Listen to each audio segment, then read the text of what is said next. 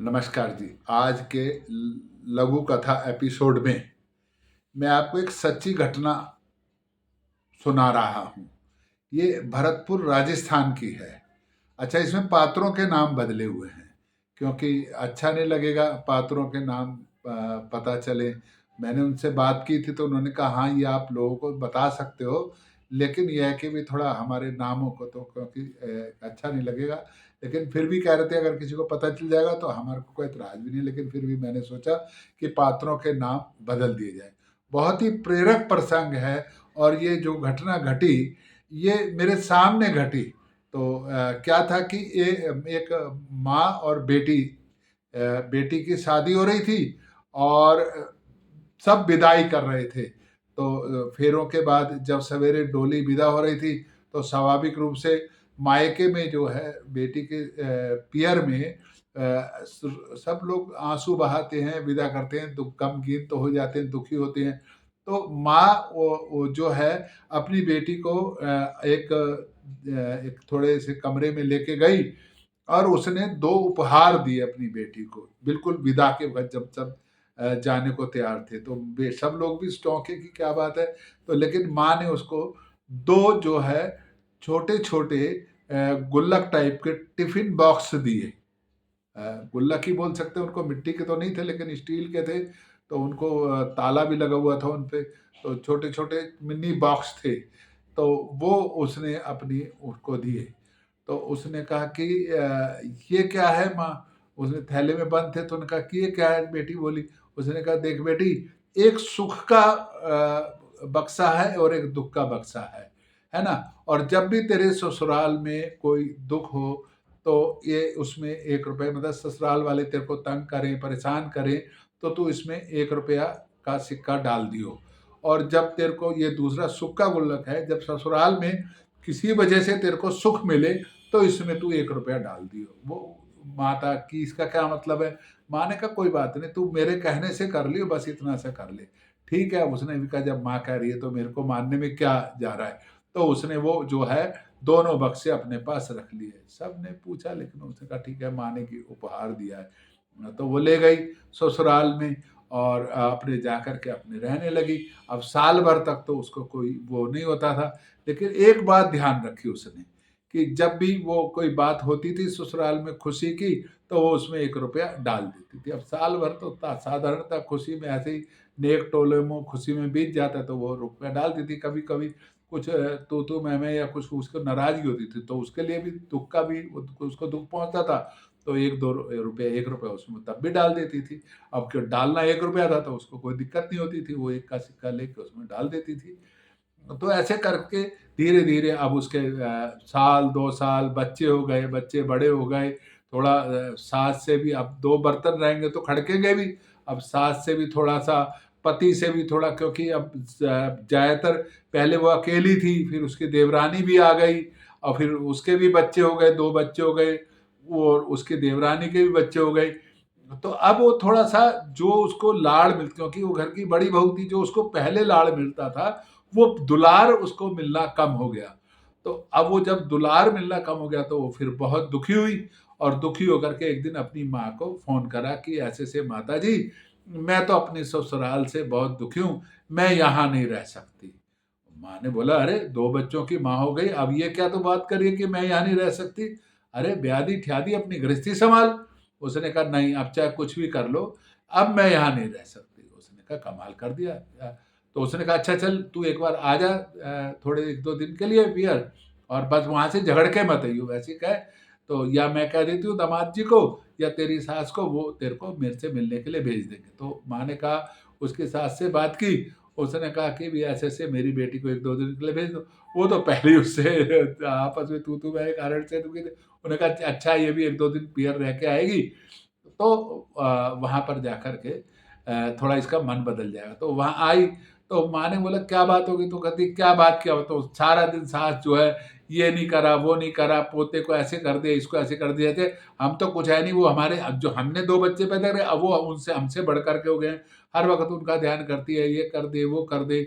और वो भी तो दिन थे जब 1 साल शादी को मेरे को रहा, तो हर वक़्त मेरी जो वो करती थी कि बे बहू तूने खाना खाया नहीं खाया, बहू तूने पानी पिया नहीं पिया, बहू तू ढंग से सोई नहीं सोई, सारा दिन बहू रहती थी। अब देवरानी आ गई है, बच्चे हो गए, मेरा तो कोई ख्याल नहीं, अब तो मेरी कमियाँ ही नज़र आती है कि बहू देख ले बेटों ने खाना खाया, वो टिफ़िन लेके गया नहीं गए, अब तो जैसे मैं नौकरानी बन के आ गई हूँ। तो तू अपने ससुर जी को ये देख ले, मेरे को ज़रा पानी पिला दे। तो कहते अब ये मेरा काम रह गया है। माँ चुपचाप उसकी बात सुनती रही। उसने कहा अच्छा कोई बात नहीं बेटा, मेरा कहना मान, तू अभी 10-15 दिन कुछ मत बोल, लेकिन अगली बार जब तू आएगी ना मेरे पास, तो जो मैंने तेरे को 2 डब्बे दिए उनको वो सँभाल के रखा है क्या तूने? उसने कहा माँ बिल्कुल, आपने जो डब्बे दिए थे, जब भी मेरे की घर में लड़ाई होती है तब भी, और जब कोई मेरे को घर से खुशी मिलती है मैं उसमें बाकायदा 1 रुपया डालती हूँ। तो उन्होंने कहा बेटी वो रुपए वाला डब्बा है ना, जो बक्सा जो तूने गुल्लक बना रखे, उनको लेके आ जाइयो। तो उसने कहा ठीक है अगली बार ले आऊंगी। तो वो अगली बार आई और उसने माँ के सामने वो दोनों डब्बे रख दिए। तो उसने कहा ठीक है, तू ऐसा कर, इसमें दुख वाला डिब्बा खोल। तो उसमें दुख वाला डिब्बा खोला, तो उसमें 10-15 रुपए निकले। तो और जब सुख वाला डब्बा खोला, तो उसके अंदर 1500 रुपये। उसने कहा एक बात था, तेरे को 5-6 तू कह रही 5-6 साल हो गए और ये है 1500 रुपये, मतलब एक एक करके 1500 बार तेरे को ससुराल में सुख मिला है, और 10-15 बार तेरे ससुराल में तेरे को दुख मिला है, जो मेरे को तो नहीं पता। तो मैंने तो तेरे से कहा था तू खुद डालती। अब तूने इसमें 10-15 सिक्के मिले हैं, अब जो 15 सिक्के मिले हैं इसका मतलब दुख तेरे को 15 बार मिला है और 1500 बार तेरे को सुख मिला है। तो अब तू खुद बता कि जहाँ पर सुख 1500 बार मिला हो और दुख 10 बार मिला हो, तो ऐसा तो नहीं हो सकता। वो भी तो तेरी माँ है ना। मैंने तेरे को, जब तू मेरे पास रहती थी तो मेरे ख्याल से उससे ज्यादा तो मैं डांटती होंगी तेरे को। अभी भी पर तब दोबारा पहले आई थी तब भी मैंने तेरे को धमका के भेजा था कि ससुराल में ज्यादा लड़ाई नहीं करते। तो कहने लगी माँ, उसको बात समझ में आई कि हाँ बात तो सही है। और फिर उसने कहा देख एक बात सुन, अब तू उस घर की जिम्मेदार महिला हो गई है।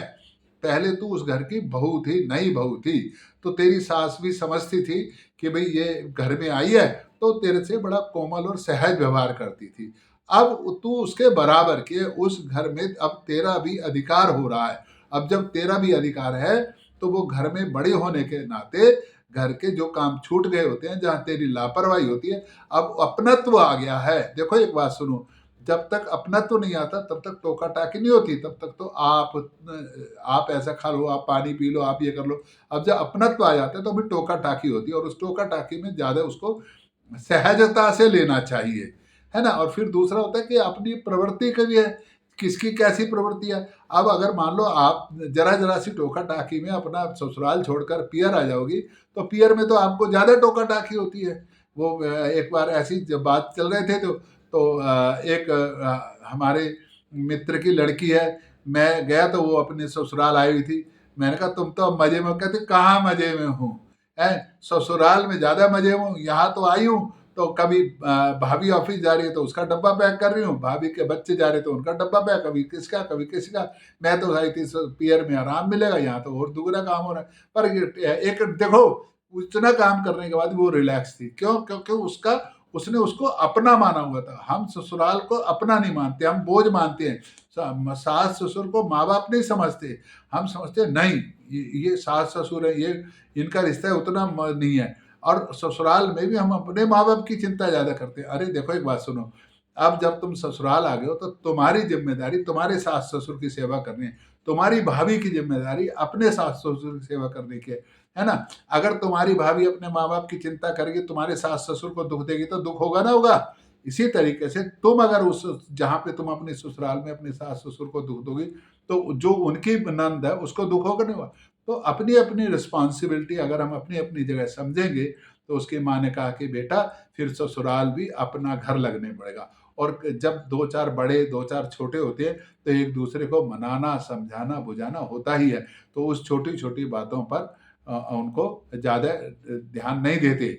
और जा तेरी सास को मेरे कहने से आज दुलार कर, उसको कभी चाय पिला, है ना, कभी उसको थोड़ा उसको अब देख बुजुर्ग है, उसको थोड़ा श्रृंगार कर, उसको अच्छे-अच्छे कपड़े, साड़ी पहनने का ये नहीं तो उसके अंदर से एक शौक मरता जा रहा है ना उम्र के कारण से। तू ज़रा उसके शौक जगा, देख वो तेरे साथ-साथ चली, तेरे को भी कहेगी ये कर वो। तो जब वो घर आई और उसका परिवर्तन देखा, तो उसने फिर एक दिन अपनी समधन को फ़ोन करा, उसकी सास ने।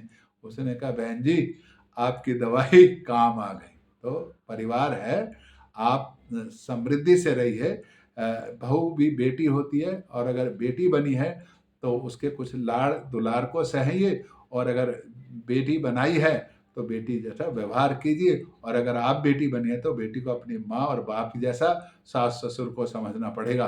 फिर उनके जैसे आप अपने पिता के सुख दुख में काम आती हो, वैसे अपने सास ससुर के भी सुख दुख में काम आइए। उनकी भी जिम्मेदारी को समझिए, उनके भी कुछ चाहत है, कुछ आपसे चाहते हैं कुछ, वो भी चाहते हैं कि मेरे लड़के की बहू आए तो वो सेवा करे। आप मत सेवा कीजिए, लेकिन जो छोटी-छोटी दैनिक आवश्यकताएँ हैं, चाय पिलाना, पूछना, और मैं तो कह रहा हूँ बुजुर्ग चाहते क्या हैं, सिर्फ इतना तो चाहते हैं कि सुबेरे शाम आप उठ के नमस्ते कर दो, राम-राम कर दो, बस इतने में ही सारी समस्याएँ खत्म हो जाती हैं। तो सुख से रहिए, समृद्धि के साथ रहिए। आप ये बात मानिए कि जहाँ पर शांति होगी, सहजता होगी, सरलता होगी, वो ही परिवार, वो ही कुटुंब आगे बढ़ेगा। इस बात को ध्यान रखते हुए अपनी परिवार में मिलकर रहें, साथ रहें, सहजता से रहें, सरल